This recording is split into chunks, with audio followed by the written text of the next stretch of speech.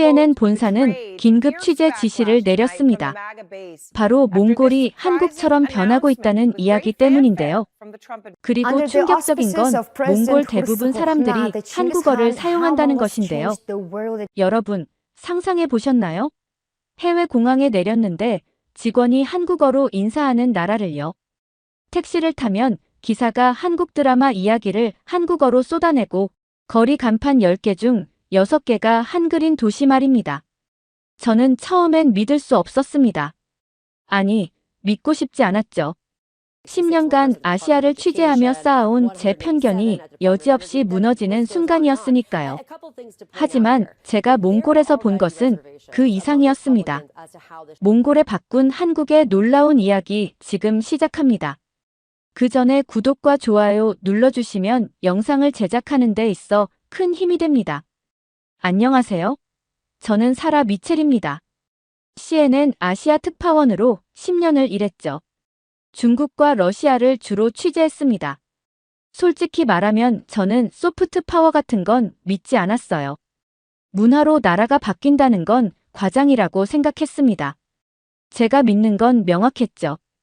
군사력, 경제력, 그리고 정치적 영향력이었습니다. 그런데 2024년 12월 15일 본사에서 긴급 지시가 떨어졌습니다. 울란바토르 간판의 60%가 한글이라는 보고가 들어왔다는 겁니다. 확인하고 보도하라는 명령이었죠. 저는 코웃음을 쳤습니다. 또 중국 견제용 과장 아니겠어요? 이런 식의 과장된 보도는 몇 번 봤습니다. 하지만 가봐야 했습니다. 직업이 직업이니까요. 비행기에서 내려 칭기스칸 공항으로 들어갔습니다. 입국 심사대에 섰죠. 직원이 제 여권을 봤더니 웃으며 말했습니다. 안녕하세요. 어서 오세요. 저는 귀를 의심했습니다. 한국어였거든요. 완벽한 발음이었습니다. 저는 당황해서 제 여권을 다시 봤어요. 미국 여권이 맞았습니다. 한국인으로 착각한 건가 싶었죠. 공항을 빠져나와 택시를 잡았습니다. 기사의 이름은 어르덴바트였습니다. 50대쯤 돼 보이는 남자였죠. 수염이 약간 있었고 눈가에 주름이 깊었습니다. 전형적인 몽골 사람의 얼굴이었어요. 그가 짐을 트렁크에 싣더니 저에게 말을 걸었습니다. 기자님, 한국분이세요? 이번에도 한국어였습니다. 그것도 유창했어요. 저는 당황해서 영어로 대답했죠. 아니요, 미국인입니다. 그러자 어르덴바트가 웃으며 말했습니다. 아, 그럼 한국어 못하시는구나. 저는 대장금 보면서 독학했어요. 매일 밤 드라마 보면서 따라했죠. 이제 웬만한 대화는 다 됩니다. 시내로 들어가는 길이었습니다. 창밖을 보는데 뭔가 이상했어요. 간판들이 눈에 들어오기 시작했습니다. 한글이었습니다. 커피숍, 음식점, 옷가게, 은행까지요. 저는 수첩을 꺼내서 직접 세기 시작했습니다. 메인 스트리트를 지나면서 간판 100개를 셌죠. 62개가 한글이었습니다. 본사 보고가 맞았던 겁니다. 그때 대형 전광판이 보였습니다. 화면에 여론조사 결과가 떠 있었어요.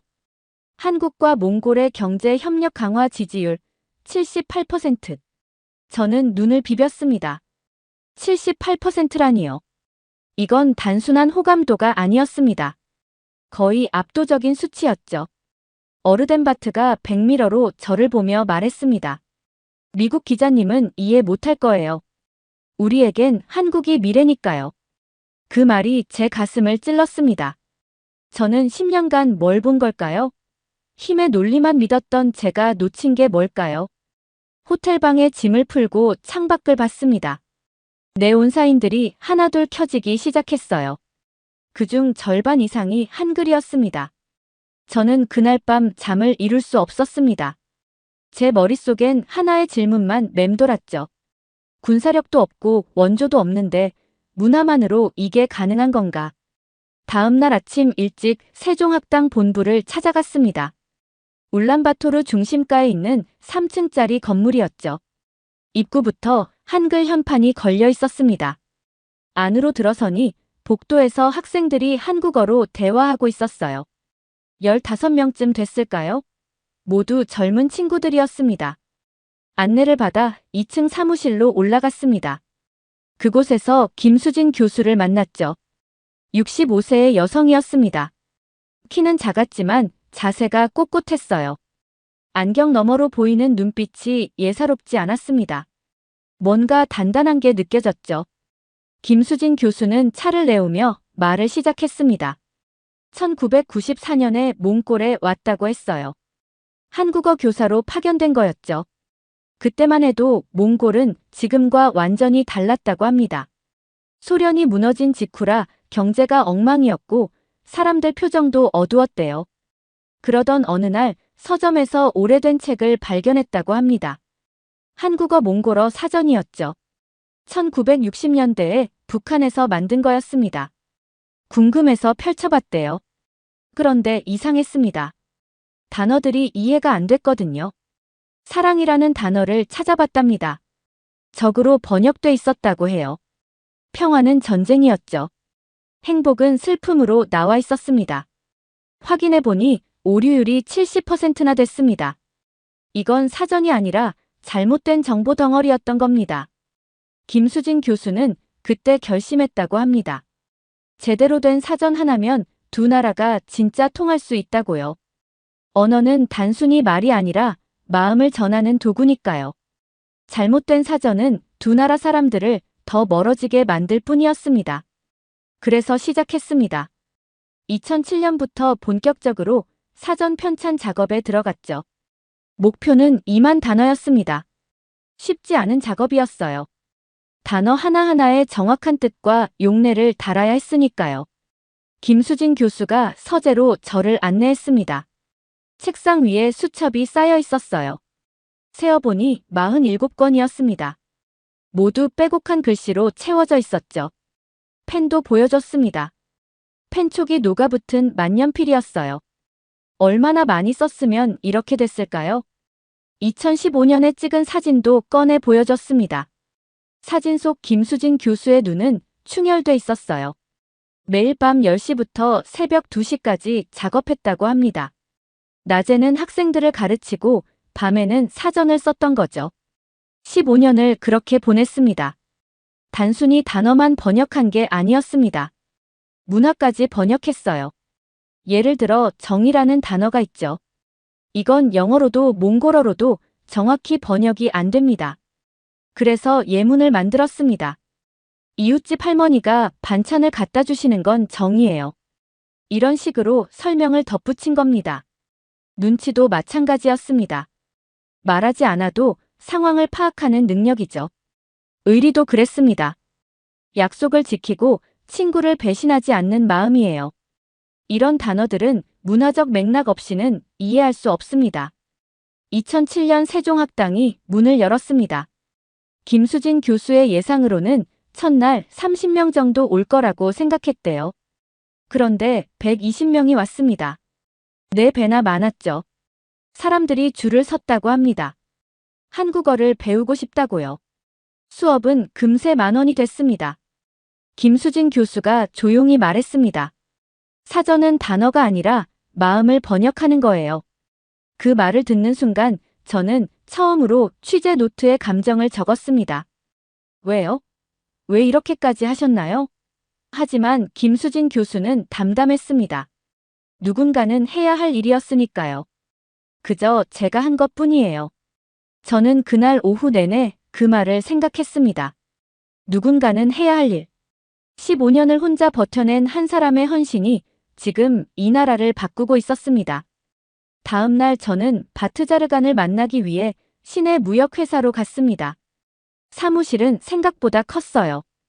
5층 건물 전체를 쓰고 있었습니다. 로비에는 한국 제품 광고 포스터가 가득했죠. 라면, 과자, 화장품, 전자제품까지요. 바트자르간은 40대 후반으로 보였습니다. 체격이 좋았고 악수할 때 손에 힘이 느껴졌어요. 자신감 있는 사람이었습니다. 하지만 그의 과거는 달랐다고 합니다. 1991년 소련이 무너졌습니다. 몽골 경제도 함께 무너졌어요. 소련에 의존하던 구조였거든요. 공장들이 문을 닫았고 일자리가 사라졌습니다. 실업률이 40%까지 치솟았죠. 거리에는 일자리를 찾는 사람들로 넘쳐났습니다. 바트자르가는 당시 24살이었습니다. 대학을 나왔지만 일자리가 없었어요. 가족을 먹여 살려야 했는데 방법이 없었죠. 그때 한국에서 노동자를 뽑는다는 소식을 들었습니다. 월급이 80만 원이라고 했어요. 몽골 평균 월급이 3만 원이던 시절입니다. 27배 차이였죠. 바트자르가는 바로 지원했습니다. 하지만 경쟁률이 40대 1이었어요. 40명이 지원해서 1명만 뽑는 겁니다. 면접을 보러 갔는데 사람들이 건물 밖까지 줄을 섰다고 합니다. 다행히 합격했습니다. 1998년 봄에 인천으로 갔죠. 소형 금속 공장이었습니다. 기숙사 생활을 했어요. 방 하나에 4명이 살았습니다. 화장실과 샤워실은 공동이었죠. 하루 12시간씩 일했습니다. 힘들었지만 견뎠어요. 고향에 있는 가족을 생각하면 참을 수 있었습니다. 바트자르간이 사무실 벽을 가리켰습니다. 액자가 걸려 있었어요. 2000년에 찍은 사진이었죠. 좁은 기숙사 방이 배경이었습니다. 그리고 침대 위에 신라면이 10개 쌓여 있었어요.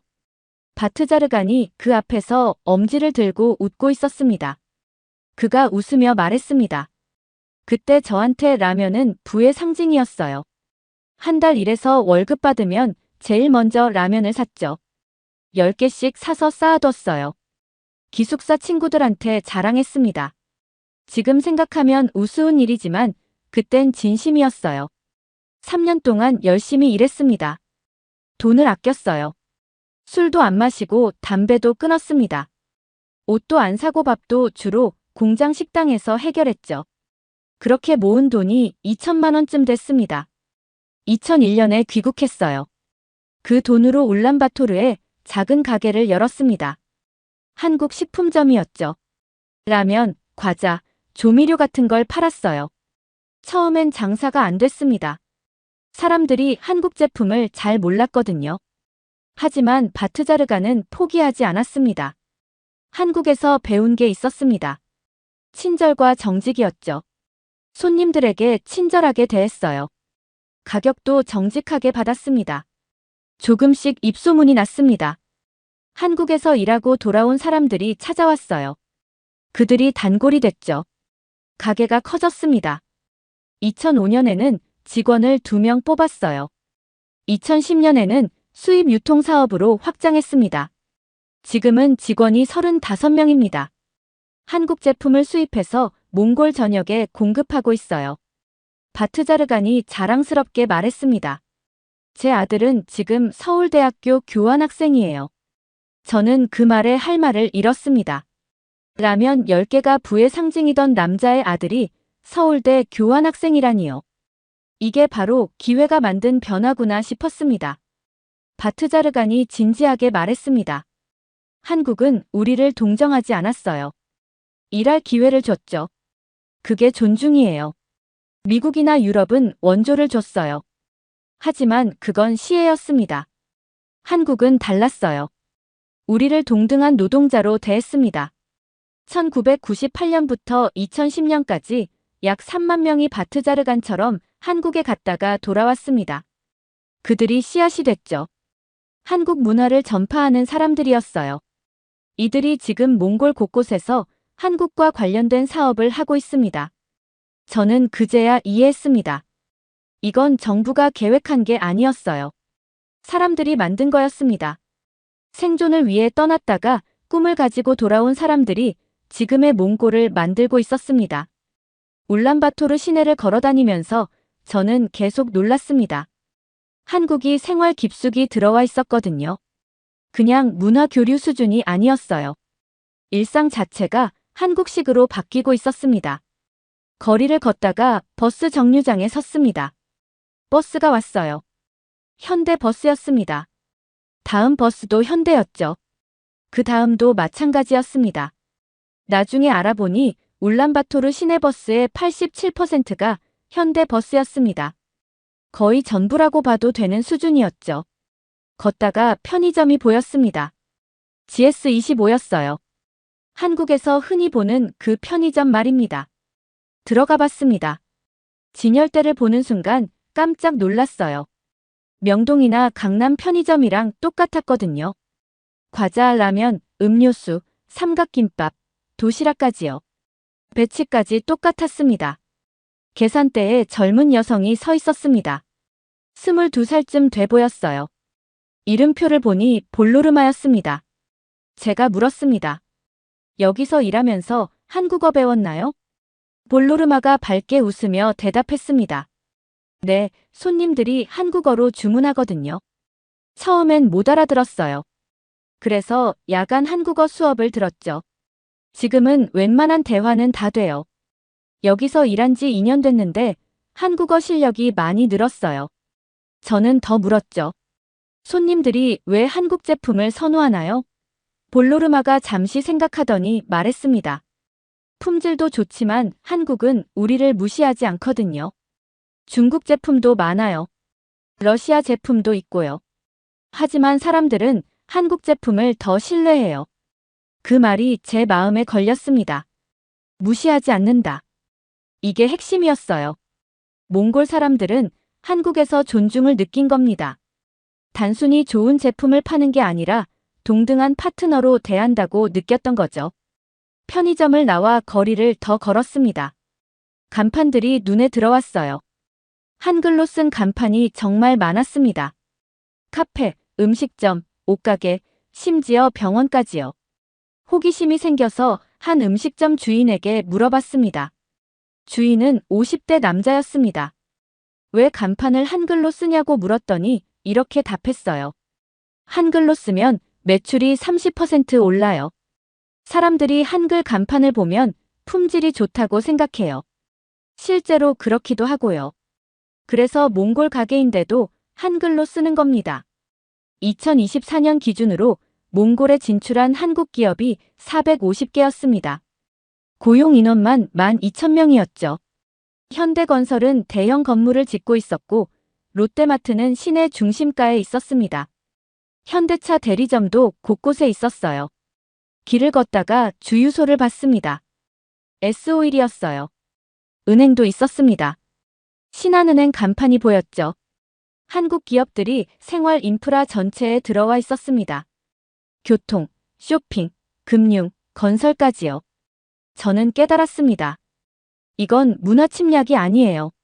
선택의 결과였습니다. 몽골 정부가 강요한 것도 아니고 한국 정부가 밀어붙인 것도 아니었어요. 몽골 사람들이 직접 선택한 겁니다. 한국 제품을 사고 한국 가게에 가고 한국어를 배우는 걸 말입니다. 저녁 무렵 시내 중심가를 걸었습니다. 네온사인들이 하나둘 켜지기 시작했어요. 한글 간판들이 불을 밝혔습니다. 노래방, 치킨집, PC방까지요. 마치 서울 어느 동네를 걷는 것 같았습니다. 그날 저녁 호텔로 돌아오는 길에 생각했습니다. 문화의 힘이란 게 이런 건가? 강요하지 않아도 사람들이 원하는 것. 그게 진짜 영향력이구나. 2020년 전 세계가 코로나로 멈춰 섰습니다. 그해 몽골에서도 큰 변화가 일어났죠. 한국에 대한 인식이 완전히 바뀐 겁니다. 저는 이 부분이 정말 중요하다고 생각했어요. 2019년 조사에서 한국은 몽골인들이 선망하는 나라 5위였습니다. 일본, 미국, 독일, 영국 다음이었죠. 그런데 2020년에는 1위로 뛰어올랐어요. 단번에 4계단을 오른 겁니다. 무슨 일이 있었던 걸까요? 바로 코로나 대응 방식이었습니다. 한국은 매일 오후 2시에 브리핑을 했어요. 정은경 질병관리청장이 나와서 투명하게 공개했죠.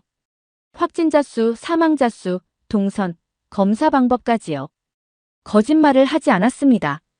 몽골 방송이 이 브리핑을 실시간으로 중계했습니다. 사람들이 텔레비전 앞에 모였어요. 한국이 어떻게 대응하는지 보려고요. 투명한 시스템이 사람들을 놀라게 했습니다. 저는 몽골 국립의료원을 방문했습니다. 울란바토르 외곽에 있는 큰 병원이었죠. 그곳에서 앵흐바트라는 의사를 만났습니다. 40대 남자였어요.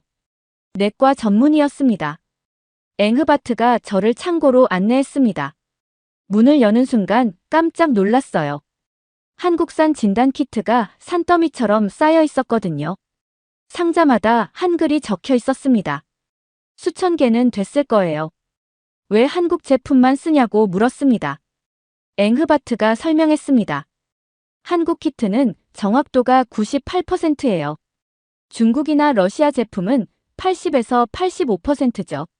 차이가 크잖아요. 환자 목숨이 걸린 문제입니다. 우리는 가장 정확한 걸 써야 해요. 가격도 물어봤습니다. 중국 제품보다 비쌌어요.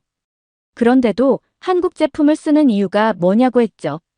앵흐바트가 단호하게 말했습니다. 의료는 돈 문제가 아니에요. 신뢰의 문제죠. 한국 제품은 믿을 수 있어요. 그가 개인적인 이야기도 했습니다. 아들이 고등학생인데 원래 영국으로 유학 보낼 계획이었대요. 오래전부터 준비했다고 합니다. 그런데 코로나를 보고 마음이 바뀌었다고 하더군요. 왜 바꿨냐고 물었습니다. 앵흐바트가 진지하게 답했습니다. 한국은 국민을 속이지 않아요. 시스템이 투명해요. 위기 때 진짜 모습이 나오잖아요. 한국은 위기에서도 흔들리지 않았어요. 우리도 그런 나라가 되고 싶어요. 제 아들이 그걸 배웠으면 좋겠어요. 병원을 나와 시내 마트에 들렀습니다. 김치 코너가 따로 있었어요. 한국산 김치가 진열돼 있었습니다. 직원에게 물어보니 2020년 이후로 판매량이 10배 뛰었다고 하더군요. 면역력에 좋다는 소문이 퍼진 거였습니다. 한국식 건강법이 유행했습니다. 아침에 김치찌개 먹기, 매운 음식 먹기, 마늘 많이 먹기 같은 거요. 한국 사람들이 코로나를 잘 이겨낸 이유가 음식 때문이라고 믿었던 겁니다. 저는 그제야 이해했습니다. 신뢰는 돈으로 살 수 없어요. 광고로 만들 수도 없죠. 시스템으로 얻는 겁니다. 한국은 위기 상황에서 투명한 시스템을 보여줬습니다. 국민을 속이지 않았어요. 그게 신뢰가 됐죠. 이 순간 제 시각이 완전히 바뀌었습니다. 이건 문화 패권이 아니었어요. 롤모델의 탄생이었습니다. 몽골은 한국을 따라가고 싶었던 겁니다. 한국처럼 투명하고 한국처럼 정직한 나라가 되고 싶었던 거죠. 코로나가 한국의 진짜 모습을 보여준 계기였습니다. 그리고 몽골 사람들은 그 모습에 반한 겁니다. 이게 바로 소프트 파워구나 싶었습니다. 무기가 아니라 신뢰로 만드는 영향력 말입니다. 울란바토르에서 차로 2시간을 달려 외곽으로 나갔습니다. 구리 재련소를 방문하기 위해서였죠. 2023년에 지어진 공장이었습니다. 규모가 상당했어요. 축구장 4개를 합친 크기였습니다. 몽골은 자원이 풍부합니다. 구리, 석탄, 희토류, 금 같은 광물이 많아요. 세계에서 10번째 안에 드는 자원 부국이죠. 하지만 문제가 있었습니다. 가공 기술이 약했던 겁니다. 그래서 원자재만 팔았어요. 구리 광석을 그냥 중국에 팔았습니다. 헐값에요. 중국이 그걸 가공해서 비싸게 팔았죠. 몽골은 돈을 제대로 못 버는 구조였습니다. 자기 땅에서 나는 자원으로 말입니다. 한국은 정반대였습니다. 자원은 거의 없어요. 석유도 없고 구리도 없습니다. 하지만 가공 기술은 세계 최고 수준이죠. 반도체, 자동차, 철강, 조선 같은 분야에서요. 자원만 있으면 뭐든 만들 수 있습니다. 이 둘이 만나면 어떻게 될까요? 완벽한 조합이 됩니다. 몽골은 자원을 공급하고 한국은 기술을 제공하는 거죠. 양쪽 다 이득입니다. 재련소 정문을 통과했습니다. 경비가 삼엄했어요. 안전모와 안전복을 입었습니다. 안으로 들어가니 기계 소리가 엄청났어요. 열기도 느껴졌습니다. 용광로가 가동 중이었거든요. 온도계를 봤습니다. 1200도였어요. 구리를 녹이는 온도죠. 작업자들이 조심스럽게 움직이고 있었습니다. 모두 몽골 사람들이었어요. 한국인 관리자는 서너 명만 보였습니다. 그곳에서 도르지라는 엔지니어를 만났습니다. 30살쯤 돼 보였어요. 안전복을 입고 있었지만 자신감이 넘쳤습니다. 계기판을 보면서 수치를 확인하고 있었죠. 도르지가 자랑스럽게 말했습니다. 3년 전 저는 목동이었어요. 시골에서 양을 치고 살았죠. 돈을 벌 수 있는 방법이 없었어요. 그러다가 이 공장에서 사람을 뽑는다는 걸 알았습니다. 지원했고 합격했어요. 처음엔 아무것도 몰랐다고 합니다. 기계 이름도 모르고 작동법도 몰랐죠. 한국 기술자들이 가르쳐줬대요. 3개월 동안 교육을 받았습니다. 이론 수업도 있었고 현장 실습도 있었어요. 지금은 혼자서 용광로를 관리할 수 있다고 합니다. 온도 조절, 원료 투입, 품질 검사까지요. 엔지니어가 된 겁니다. 월급도 물어봤습니다. 150만 투구릭이라고 하더군요. 몽골 평균의 3배였습니다. 한국인 공장장 김태훈을 만났습니다. 50대 남자였어요. 20년 넘게 재련 분야에서 일한 전문가였습니다. 그가 공장을 안내하면서 설명했습니다. 김태훈이 말했습니다. 우리는 값싼 노동력을 찾은 게 아니에요. 파트너를 키우는 겁니다. 3년 안에 이 공장을 현지인이 독립적으로 운영하게 만들 거예요. 제 목표는 제가 필요 없어지는 겁니다. 이 재련소는 연간 5만 톤을 생산합니다. 그중 70%를 한국으로 수출하죠. 한국 기업들이 이걸 가공해서 제품을 만듭니다. 반도체, 전선, 부품 같은 거요. 몽골은 일자리와 기술을 얻습니다. 젊은이들이 고향을 떠나지 않아도 되죠. 한국은 안정적인 자원을 얻습니다. 가격 변동 걱정 없이 공급받을 수 있어요. 양쪽 다 이득입니다. 중국 의존도를 낮추려는 전략도 맞아떨어졌습니다. 몽골은 오랫동안 중국에 의존했어요. 수출의 80%가 중국이었죠. 위험한 구조였습니다. 한국과 협력하면서 다변화할 수 있게 됐습니다. 한국도 마찬가지였어요. 자원을 대부분 중국에서 수입했습니다. 공급망이 불안정했죠. 몽골과 협력하면서 안정성을 확보한 겁니다. 저는 메모했습니다. 이건 착취가 아니에요. 투자입니다. 상대를 성장시키는 거죠. 한쪽이 일방적으로 이득을 보는 게 아니라 함께 커가는 겁니다. 이게 21세기 협력 모델이구나 싶었습니다. 공장을 나오면서 생각했습니다. 진짜 강대국은 상대를 짓밟는 나라가 아니에요. 상대를 일으켜 세우는 나라입니다. 한국이 지금 그걸 하고 있었습니다. 국제울란바토르 대학교를 찾아갔습니다. 2023년에 한국학 중에 거점 대학으로 선정된 곳이죠. 2024년에 5층짜리 신축 건물이 완공됐습니다. 1층은 도서관이었어요. 한국 책이 2,000권 넘게 있었습니다. 학생들이 한국어로 토론하고 있었죠. 3층 연구실엔 논문 제목들이 붙어 있었어요. 10편 중 8편이 한국 관련이었습니다. 5층 취업상담실이 인상적이었습니다. 벽면 전체가 한국 기업 채용 공고로 덮여 있었거든요. 삼성, LG, 현대 같은 대기업들이었죠. 상담사가 말했습니다. 졸업생의 67%가 한국 기업에 취업한대요. 작년엔 42%였다고 합니다. 그때 볼로르마를 다시 만났습니다. GS25에서 일하던 그 학생이요. 표정이 밝았어요. 저 삼성 인턴에 합격했어요. 반년 동안 한국 본사에서 일해요. 볼로르마가 계속 말했습니다. 저는 목동 딸이에요. 엄마는 지금도 양을 쳐요. 가난했어요. 근데 제가 삼성 직원이 됐어요. 눈물이 고였습니다. 저는 카메라를 껐습니다. 가슴이 뭉클했거든요. 한국학과 학과장을 만났습니다. 이 대학은 연간 3억 원을 5년간 지원받는다고 합니다. 교수 채용, 장학금, 교환학생 경비에 쓴다고 하더군요. 학과장이 말했습니다. 우리가 키운 학생들이 10년 후 몽골을 이끌 겁니다. 그들은 한국을 잊지 않을 거예요. 저는 고개를 끄덕였습니다.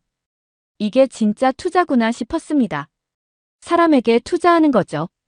미국으로 돌아와 본사에서 회의를 했습니다. 편집장이 말했습니다. 사라, 중국 견제 프레임을 넣고 문화 침략 각도로 접근해봐. 저는 반대했습니다. 그건 진실이 아니라고요. 제가 본 건 협력이었어요. 그날 밤 잠을 이룰 수 없었습니다. 김수진 교수, 바트자르간, 볼로르마가 떠올랐어요.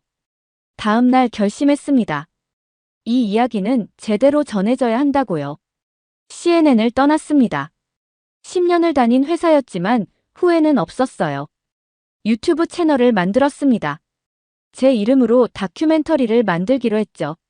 몽골로 다시 갔습니다. 혼자였어요. 몽골 청년 5명을 모아 원탁에 앉았습니다. 제가 질문했습니다.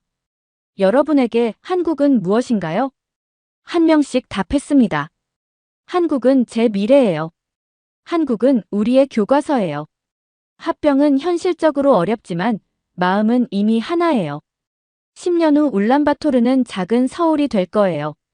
한국은 우리를 동등하게 대하거든요.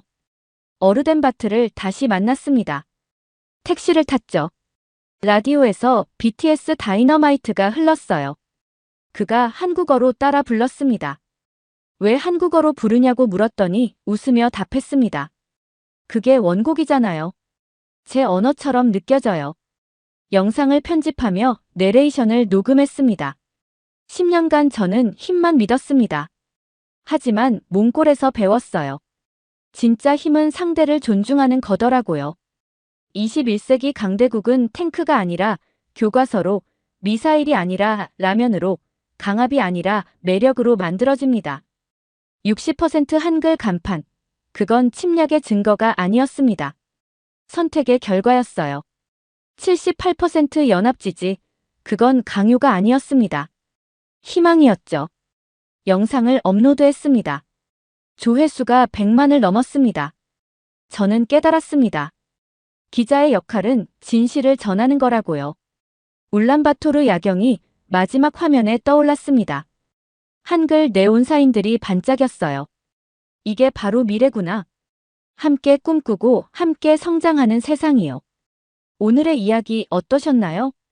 여러분의 생각이나 경험을 댓글에 남겨주세요. 이 영상이 마음에 드셨다면 구독과 좋아요 부탁드릴게요. 감사합니다.